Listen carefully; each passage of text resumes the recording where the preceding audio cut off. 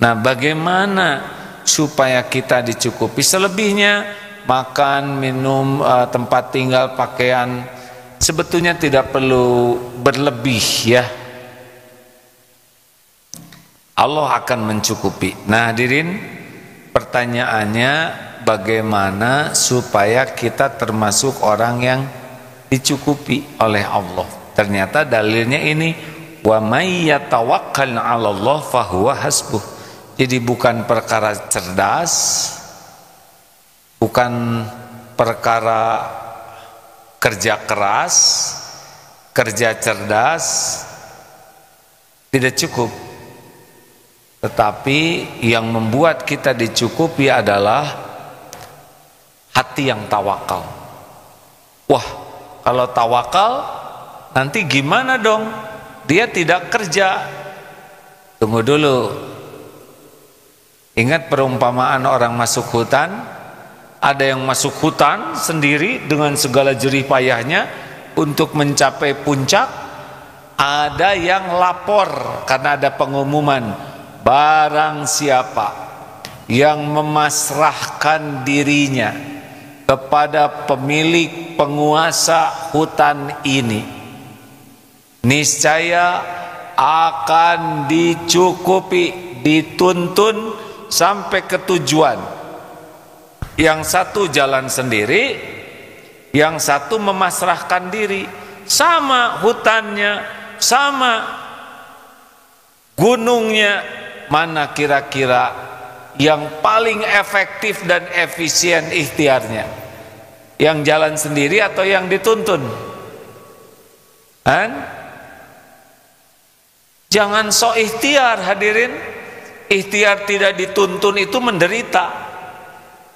Yang benar ikhtiar itu adalah ikhtiarnya dituntun oleh Allah. Karena wa may yatawakkal 'alallah fahuwa hasbuh.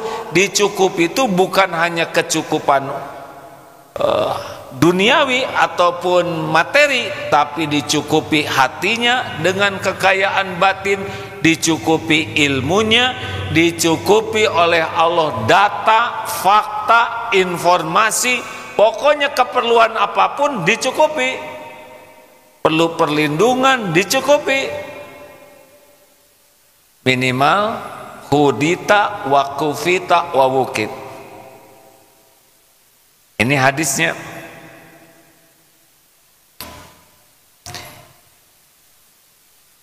Idza kharaja rajul min baitihi faqala,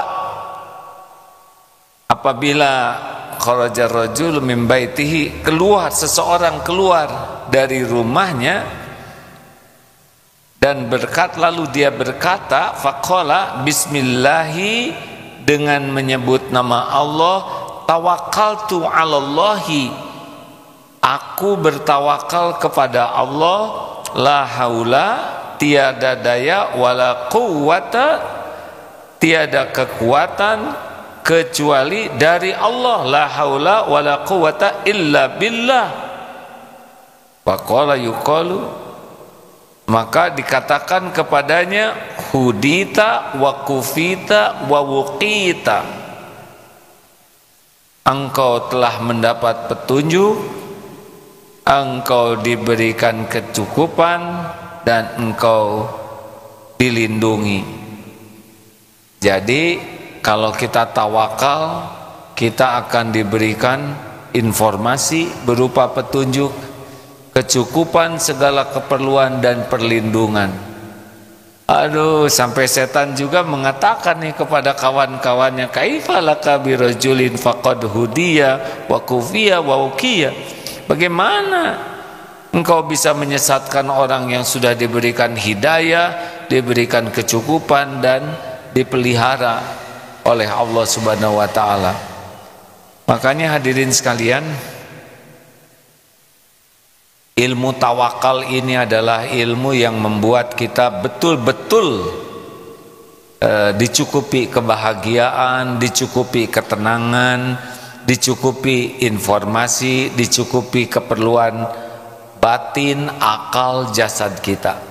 Karena orang tawakal itu adalah orang yang benar-benar bertauhid, yakin bahwa segala-galanya itu total milik Allah, dalam genggaman Allah subhanahu wa ta'ala. Tidak akan datang nikmat sekecil apapun tanpa izin pemiliknya. Allah subhanahu wa ta'ala tidak bisa menimpa musibah sehalus apapun tanpa izin Allah. Jadi kalau orang yang tawakal dagang, dia akan berbuat baik kepada pembeli, bukan supaya orang itu beli. Dia berbuat baik kepada pembeli agar Allah yang maha menatap, maha melihat, maha mengatur rizki ridho. Apakah diberi atau tidak rizki lewat dia, tidak ada masalah. Sudah dilayani dengan baik, dia tidak jadi beli, tidak apa-apa, karena Allah belum menggerakkan rezeki lewat dia, tapi sudah dapat pahala. Jelaskah hadirin sekalian? Sangat berbeda. Pedagang yang menganggap pembeli sumber rezeki, dia akan berusaha keras agar orang itu beli. Tapi orang yang tawakal akan berusaha keras berdagang dengan cara terbaik agar Allah ridho. Apakah Allah memberi rezeki atau dia atau tidak? Oh, itu tidak jadi masalah. Diberi alhamdulillah, tidak diberi alhamdulillah, karena dia sudah berbuat baik kepada pembeli. Jelaskah hadirin sekalian?